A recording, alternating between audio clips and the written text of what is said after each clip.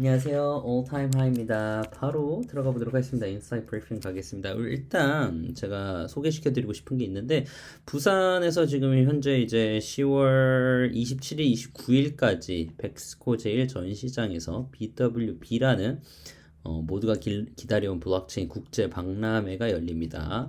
온라인으로 사전 등록할 수 있는 시간이거든요. 그래서 등록하시고 무료 관람이니까 한번 다녀오시면 좋을 것 같습니다. 자, 일단 저번 영상에서 10월 한 달간 지켜봐야 하는 포인트 5개를 쭉 설명을 해드릴 건데, 일단 미국 고용지표 발표가 최근에 나왔었죠. 역시나 예상보다 미국 경제는 좀 탄탄하다라고 이제 발표가 됐고, 실업자들 숫자도 예상보다 낮게 나왔습니다.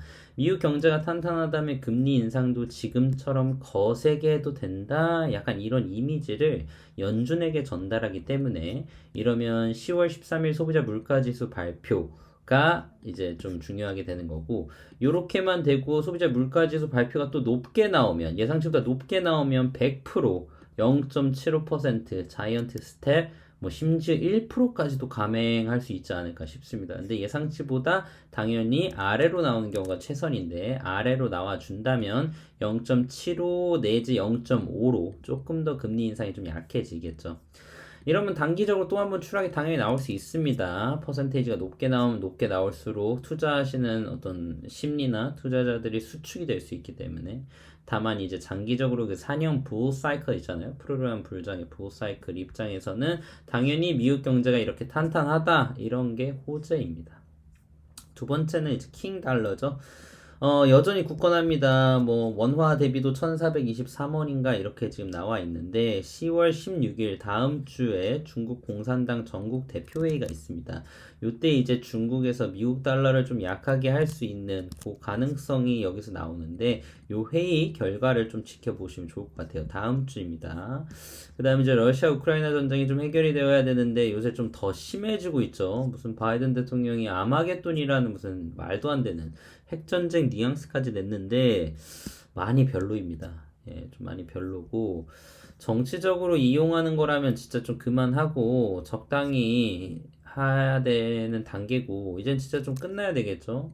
계속적으로 오늘도 어제였나요? 러시아 다리가 뭐 폭격을 당한 것처럼 파괴가 됐다라는 게 나오는데, 점점 심해지면 사실 모두 이 지구상에 진짜 3차 세계대전이 일어나면 뭐 비트가 문제가 아니죠. 비트뿐만이 아니라 너무나 많은 사람들이 인명 피해가 있고 좋지 않습니다. 정리가 돼야 될 거라고 봅니다.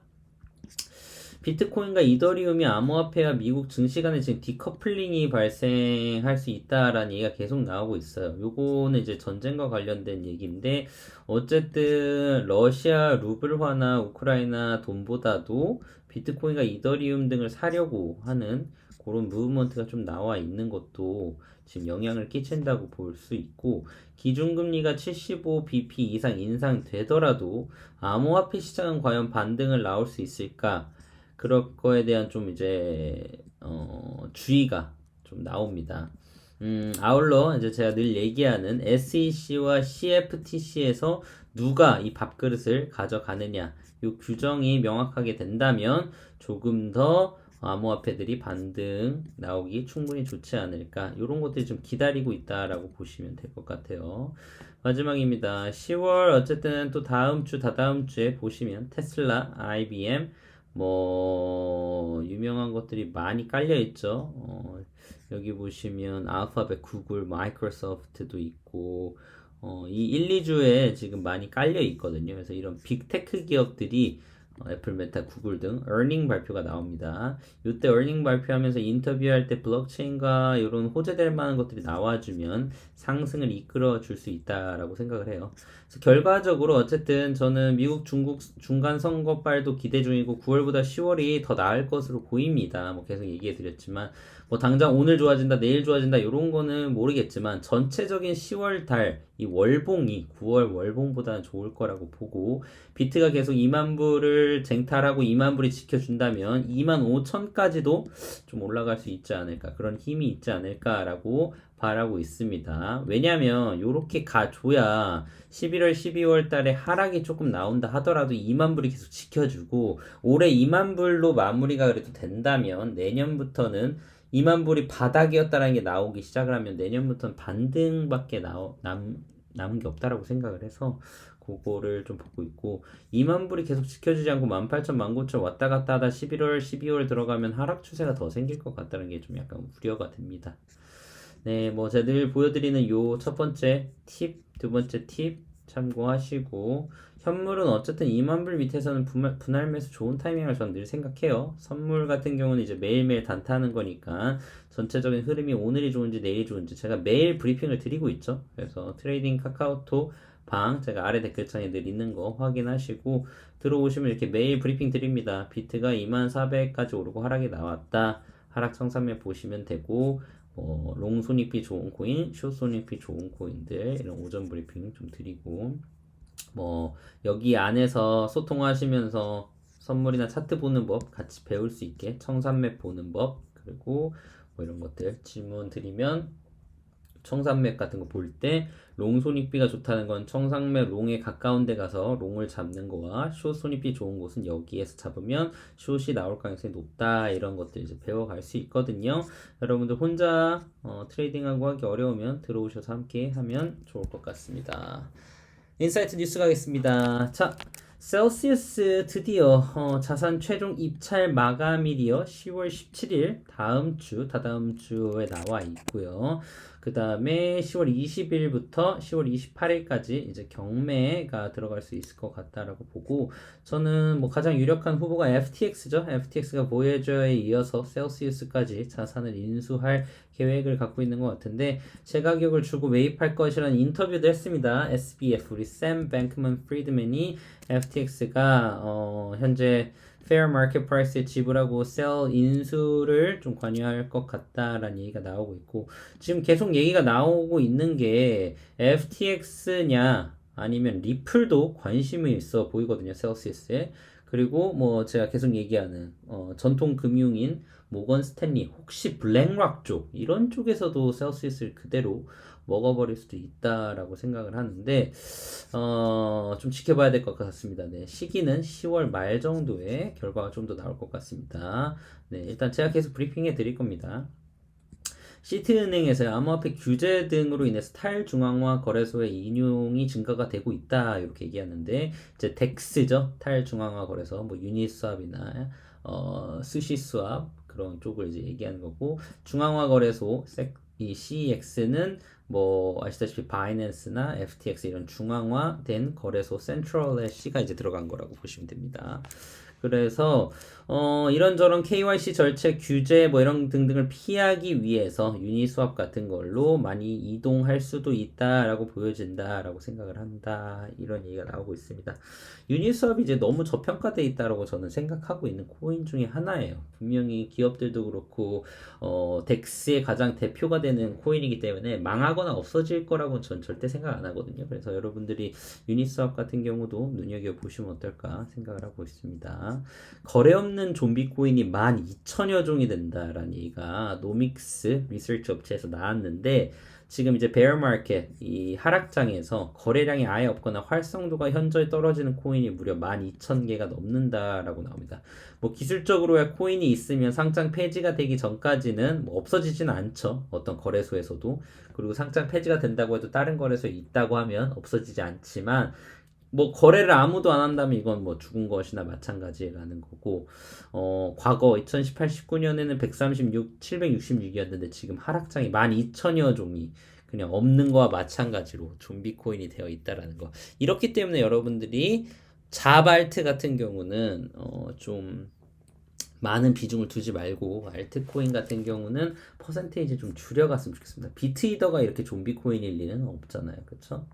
바이낸스가 카자흐스탄 금융 모니터링 기관과 MOU를 체결을 했는데 이 카자흐스탄 제가 저번 영상에도 말씀드렸지만 카자흐스탄 같은 경우 지금 국가가 나서서 채굴하는 거에 대해서 지금 크게 좀 밀어주려고 하고 있고 그렇게 되면 러시아든 중국이든 채굴자들이 카자흐스탄으로 많이 넘어간다고 했는데 바이낸스가 또 그걸 놓치지 않고 여기에 지금 먼저 손을 이렇게 이제 펼친 거라고 보고 있습니다. 그리고 해당 MOU는 사이버 및 금융 문제 관련해 협력하는 것을 목표로 한다. 바이낸스의 글로벌 법 집행 트레이닝 프로그램의 일환이다. 하면서 어쨌든 바이낸스와 카자흐스탄과 파트너십을 맺었다. 요거 눈여겨 보시면 좋을 것 같고요. 타임즈에서의 NFT 시장 진출 후 $10,000,000의 수익을 냈습니다. 제가 타임즈 처음에 NFT 진출할 때도 영상에서 달아드렸는데 이렇게 큰 어떤 대기업들은 NFT를 꼭 해야 돼요. 꼭 해야 되고 소비자들 같은 경우는 유명한 NFT만 사셔야 하는 게 투자하는 입장에서는 좋습니다. 너무 잡 NFT 10개 사느니 유명한 거 하나 사는 게 낫다라고 저는 생각을 하고 있고 2021년 9월 내가 NFT에 관심을 갖기 시작했을 때 주변에서는 제정신이냐고 물었지만 NFT 5개를 출시를 했고 래퍼 팀벌랜드와 NFT 협력을 발표했고 이래드는 1년 만에 $10,000,000를 넘어선 수익을 냈다라는 거죠. 멤버십이 확실히 또 가능하기 때문에 타임즈 같은 경우는 그리고 요런 거는 저는 무조건 돼야 된다고 봅니다. 티파니 앤코 거기에서도 그렇고 예거 같은 스와치, 위블로 이런 유명한 시계도 그렇고 나이키 뭐 이런 안 할 이유가 없어요. 애플도 마찬가지고 당연히 진출할 거라고 보고 진출이 돼야만 한다고 생각을 합니다. 맥도날드 스위스 루가노 지점에서요 비트코인과 USDT 테더의 결제를 도입을 했습니다. 맥도날드 가가지고 테더로 돈을 낼 수 있다라는 겁니다. 비트코인으로 뭐 누가 빅맥을 사겠냐마는 테더는 충분히 가능하죠. 그쵸? 그래서 벌써 역시 스위스가 먼저 냄새를 맡고 이런 것들 결제를 시작하고 있다라고 보고 있고 싱가포르 같은 경우에서도 충분히 가능할 거라고 봅니다. 법원에서 코인은 돈과 같지 않다. 최고 이자율의 제한 대상이 아니다라는 결론을 법원 판단을 내렸습니다. 5일 법조계에 따르면 이 서울중앙지법의 정재희 부장판사가 가상자산 핀테크 업체 A사가 B사를 상대로 낸 청구 소송에 일부 승소를 판결을 했습니다. B사가 A사에게 비트코인 30개 및 이자율에 따라 계산한 비트코인을 인도하라라고 얘기를 했고요. A사 같은 경우는 B사에게 비트코인 30개를 6개월간 빌려주고 이자를 받는 이런 계약을 맺었습니다. 근데 이들이 합의한 이자가 월 5%였는데 연 이율로 환산하면 60%에 달합니다. 근데 당시 법정 최고 이율이 연 24%니까 24%만 내면 되는 거 아니냐라고 했지만 코인과 돈은 똑같지 않으니까 60%에 달한 거를 내라라고 재판부가 발표를 한 겁니다. 이렇게 따지면 코인 이퀄 돈이 아니다라는 걸 얼추 인정을 한 거거든요. 그래서 요거가 앞으로 어떤 판결에 이게 선례가 남아가지고 다른 민사소송도 될지 좀 보면 좋을 것 같습니다. 외환이냐 유가증권이냐 이런 것도 그렇고 비트코인은 그럼 물건이 아닌 유가증권과 유사한 성질로 판단한 걸로 보인다가 되기 때문에 요럼 이제 지금 SEC에서 얘기하는 이거 증권 아니냐라는 것처럼 한국 재판부가 지금 판단을 하고 있다라고도 볼 수 있습니다. 이거는 좀 더 지켜볼게요. 업비트 5년간 코인을 330개를 상장을 했는데 절반을 상장 폐지를 시켰어요. 거의 165개, 157개네요. 157개를 상장 폐지했는데 이렇기 때문에 다시 한번 말씀드리지만 잡코인에 큰 돈을 집어넣고 지금부터 존버한다. 위험한 생각입니다. 잡코인은 큰 돈을 넣을 만한 코인이 아니에요. 그 코인이 없어질 가능성이 지금 5대5 아닙니까? 47%면요. 비트이더 메이저 알트들 아니면 제발 잡코인에 특히 업비트에만 있는 아니 무슨 김치코인 같은 거에 너무 큰 돈 넣지 마십시오. 무조건 오르는 코인은 없습니다. 부탁드릴게요. 나스닥 부사장이요. 제도권 편입 후 암호화폐 거래소 출시 따져볼 것이라고 얘기를 했습니다. 무슨 얘기냐면 나스닥에서 원래 지금 이제 자체 암호화폐 거래소 출시 계획이 있는데 있긴 하지만 규제가 명확해지고 제도권 편입이 될 때까지 이런 게 뭐냐면 SEC, CFTC 누가 밥그릇 가져가는 것도 나오고 규제 같은 경우는 어떤 식으로 나올지만 나오면 바로 자체적으로 암호화폐 거래소 출시 계획이 있다라는 겁니다. 오케이? 충분히 가능하다고 보고 시간 문제다라고 봅니다. 메타버스에 대해서 잠깐 요거는 제가 이제 재밌는 사적인 얘기를 하나 해드릴게요. 제가 이제 상담, 뭐 컨설팅이라고 해야겠죠? 현지에서 제가 컨설팅을 해주는 고객이 있는데, 그 고객이 지금 저하고 이런저런 얘기를 하다가, 이제 자기 어떤 친한, 할아버지가 이제 돌아가셨어요, 이분이. 그래가지고 그 할아버지가 이제 너무 그립다 이런저런 얘기를 했었었는데 이 친구가 이제 AI 어떤 딥러닝 이야기를 좀 하면서 자기가 이제 개발하고 투자하는 프로그램이 있다. 근데 이 프로그램이 고스트라이터 같이 AI가 이제 글을 쓰는 거죠. 그런 것들을 이제 하는 그런 프로그램이다 하면서 자기가 이제 살아생전 할아버지의 어떤 정보들이나 할아버지가 주로 하시는 말씀, 할아버지가 뭐 쓰셨던 글들 이런 것들을 그 딥러닝 시켜서 AI가 만약 할아버지가 지금 나한테 해주고 싶은 말이나 자서전이나 유언이 있다면 뭐가 있을까 이런 것들 이제 분석을 한다고 얘기를 하더라고요. 그래서 이 친구하고 이런저런 얘기를 하고 있었는데 제가 이제 그랬습니다. 이 친구가 이제 메타버스나 이런 것들이 관심이 있어서 이런저런 얘기를 하다가 그러면 그런 것들을 메타버스 안에서 이제 구현을 하게 된다면 그러니까 예를 들어서 단순하게 뭐 메타버스라는 게 그냥 게임이 아니라 뭐 월드 오브 워크래프트 정도 어떤 이런 온라인 게임이 아니라 more than a reality 현실보다 더욱더 현실을 뛰어넘어서 많은 것들을 할 수 있는 초현실을 메타버스라고 뜻한다면 너가 방금 얘기한 그런 할아버지에 대한 그런 아이디어들 아니면 만약에 이제 할아버지나 아버지나 뭐 본인까지 이렇게 다 같이 로그인을 한 상태에서 남겨진 어떤 로그들 그리고 그때 행동했던 것들 행동이라든지 뭐 말이라든지 이런 것들이 AI가 배우고 그 안에서 알고리즘을 만들 수 있다면 메타버스는 더 이상 단순한 게임이 될 수 없다. 뭐 살아생전 할아버지랑 메타버스 안에서 위 골프 하듯이 골프 같은 거를 만약에 즐기고 할아버지랑 인생을 상담하고 그 할아버지가 이야기하고 행동한 모든 데이터가 인공지능이 이제 되어서 알고 있어서 할아버지 사후 그 AI 아바타는 계속 존재할 수 있다면 언제든 할아버지를 만나고 싶을 때 만날 수 있지 않을까라는 이제 이야기를 제가 해줬었죠. 그러면서 그 친구가 그렇게 생각을 하니까 이제 이 메타버스라는 게 단순하게 그럼 게임만은 아니구나. 자기는 게임을 별로 안 좋아하는데 메타버스가 너무 게임이 과연 될까 이런저런 얘기를 하다 나온 얘기였거든요. 그래서 이렇게 생각을 한다면 메타버스는 단순한 그냥 게임 정도는 아니구나라는 게 됩니다.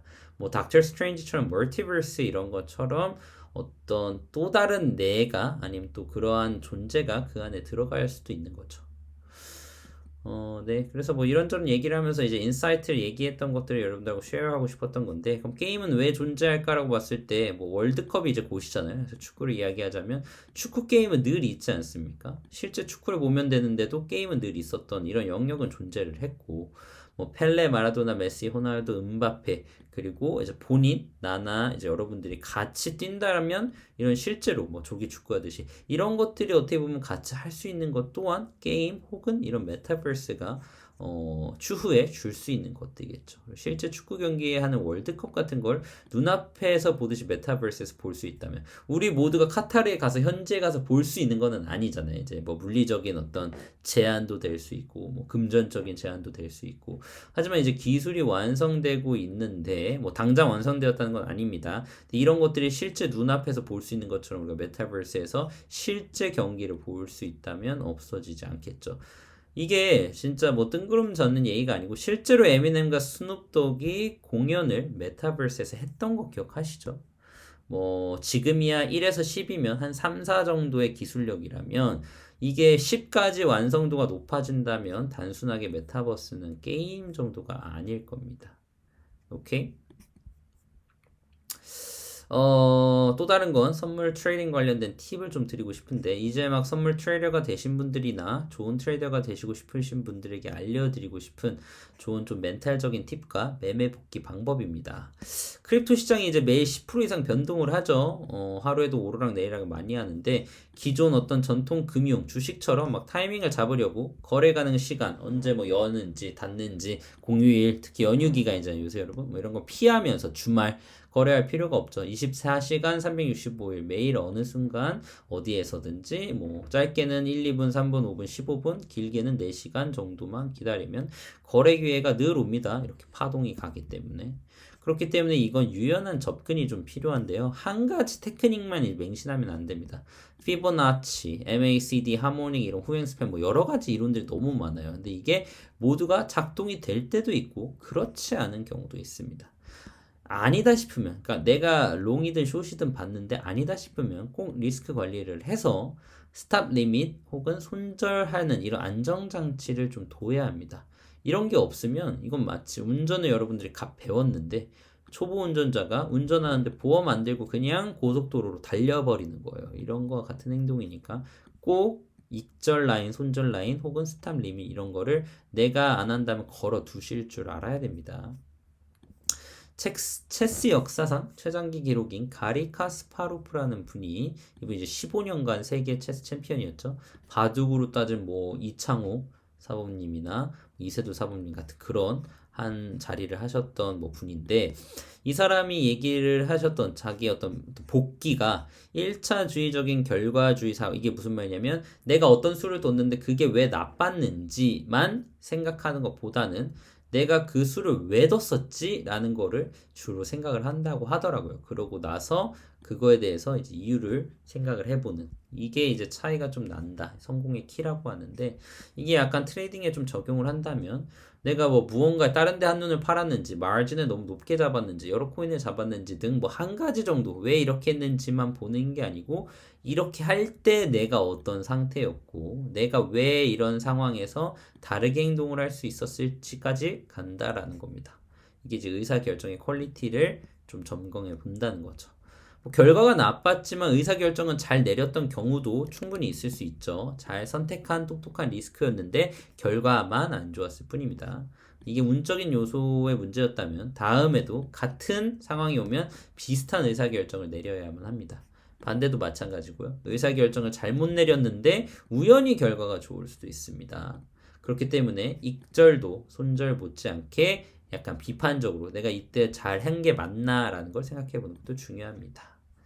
분석하지 못하고 그냥 운이 좋아서 익절만 하면 또 나쁜 과정이나 전략이 오히려 강화될 수 있고 그런 것이 쌓이면 형편없는 결정을 했는데 득을 봐가지고 이제 막 스스로 이렇게 투자의 신인가 뭐 이렇게 됐다가 나중에 더 위험해질 수도 있기 때문입니다. 어쨌든 다시 한번 얘기 드리면 투자에 있어서 감정과 이런 멘탈은 정말 중요하고요. 공부가 동반돼야 될 것 같고 예상 시나리오와 어떤 그래프 차트 분석이 30이라면 대응하는 게 70입니다, 여러분. 2022년 많이 힘드실 텐데 어쨌든 맨날 물리거나 어렵거나 할 때 좀 힘내시라고 제가 이런저런 이야기 특히 블록체인에 대해서 메타버스에 대해서 기술적인 것들 절대 간과하지 마시고 그렇다고 해서 트레이딩 할 때 또 트레이딩에 대한 팁도 간과하지 않으시길 바랍니다. 올타이머였습니다. 감사합니다.